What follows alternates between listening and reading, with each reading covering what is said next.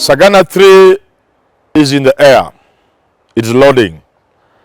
And it's sending jitters. People are wondering, what is this big thing that Uhuru is going to say? Is there going to be another quake in Sagana 3?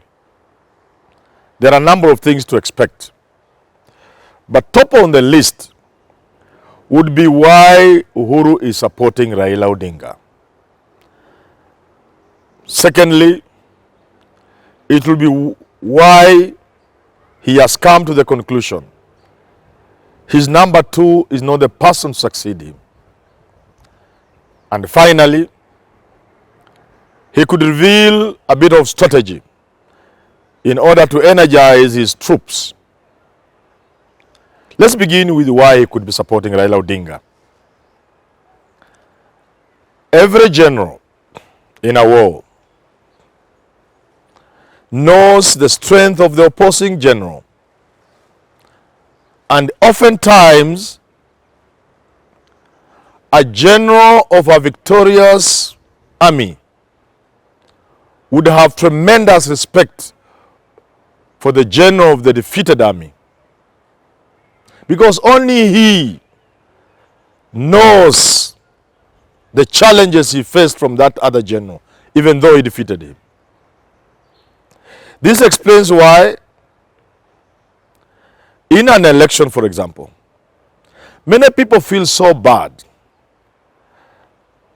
to see the person they supported into victory reaching out to the person they defeated, or not crushing them, not saying bad things about them, and in some instances, even embracing them. Such is what happened between Uhuru and Raila Odinga. Many people in the Jubilee circles got so annoyed. Why would people who gave us sleepless nights during the elections in 2013 and 2017, why would the president embrace them? Why invite Raila Odinga into government, as they put it, which is wrong, of course? I've said, only Uhuru will know the value of Raila Odinga. Only Uhuru felt the heat from Raila Odinga. But a good general will put up a face like a father in a home, not wearing the misery and the problems on his face, because that face gives confidence to the family. Those who have read Grapes of Wrath by Steinberg will see how Pa and Grandpa are putting on a brave face, because that's the only source of hope. So Uhuru would not have made these other people know what he felt of Raila. It's normal. Only Uhuru would know ukali wa Raila Odinga. And therefore, reaching out to Raila Odinga is born out of that knowledge a general has of the other general of the defeated army. Secondly, I believe Uhuru Kenyatta, and I'm certain this narrative is going to come out. Uhuru Kenyatta is going to tell his people and the country at large why he feels it is time for him to do certain things, such as those contained in the handshake and BBI. I believe he has come to the right conclusion that this country will know no peace. This country will know no development until we fix our past. We'll fix our past by fixing our politics. That is our bad politics, informed by raw tribalism that has stood in the way of our potential. Kenya is a Singapore or South Korea in the making. Kenya would be floating and flying with the Asian tigers, with the BRICS, had it not been for tribalism and bad politics. This informs Uhuru's decision. And I'm sure at Sagana 3, or at the right time, He will tell his people, we have to amend. We have to mend the past. Beginning with dealing with the betrayal. The two most political communities in this country are the Kikuyu and the Luo. Whenever they have worked together, there has been peace in the country.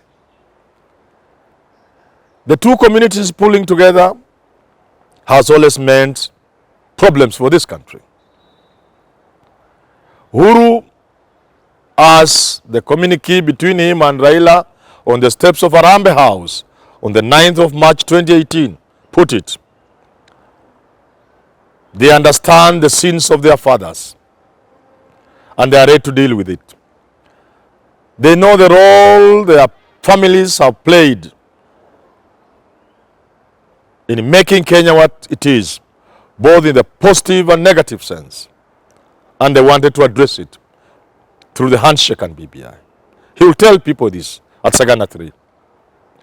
He will make it clear to the people listening to him that a time comes when a human being reflects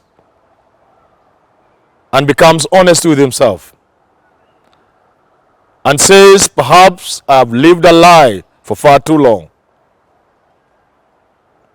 It is time to face the demon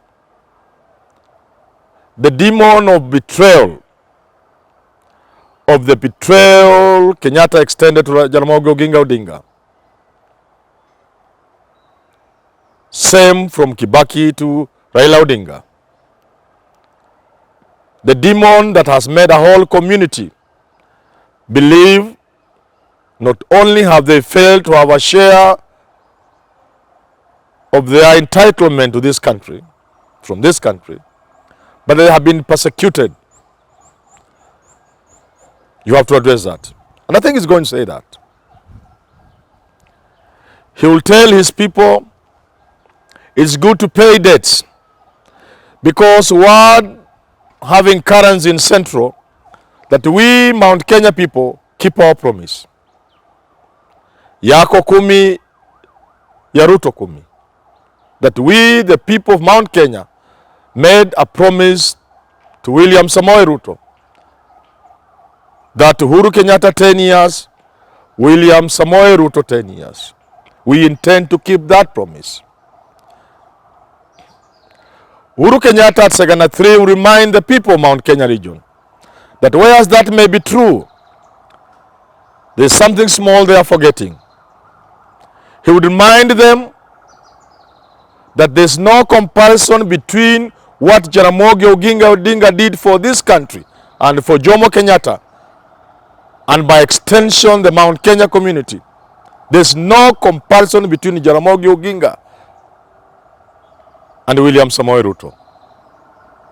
Right from Legislative Council, Parliament today, when Jaramogi moved and was almost isolated alone, that no independence without Kenyatta, even Kikuyu legislators abandoned him, to the time he was asked to form government and said no, Kenyatta has to come first.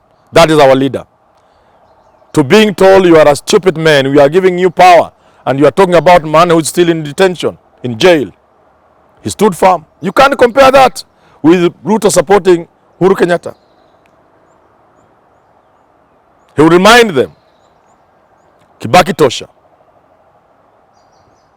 that what Raila Odinga did, not only to endorse Kibaki through the Tosha moment, when without that, the confusion within the opposition that had been there in 1992 and 1997 would still have prevailed. And Kibaki would not have been president. Not only did Raila do that, that unfortunate instance around Machakos Junction when Kibaki was involved in a bad accident left everything in the hands of Raila Odinga. He could have done what other men do. He could even have taken over. Raila Odinga said, our captain is injured, but the game will continue. He single-handedly managed the election, the campaign with Kibaki in hospital. And even when Kibaki came back, he was on a wheelchair. Raila single-handedly managed the election. You can't compare that with what Ruto did. Single-handedly. He used his own resources, including that famous incident. You can ask Dr. Kikonyo, when he made special arrangement for Kibaki to be transported in a special way because of injuries up to the aeroplane. And whatever he did until the swearing in of Mike Kibaki, you cannot compare that with what Ruto has done for Ruto. I've argued before, Uhuru would as well have taken Mudavadi for running mate and said, let's do it again, because they had done it in 2002. They would have succeeded. He would have chosen another person. Uhuru would have chosen the easier path and told Raila, come, I'll deputize you in 2013. Only make one promise publicly that you'll go for one term. They would have won comfortably. Yes, in terms of betrayal, this has to be addressed.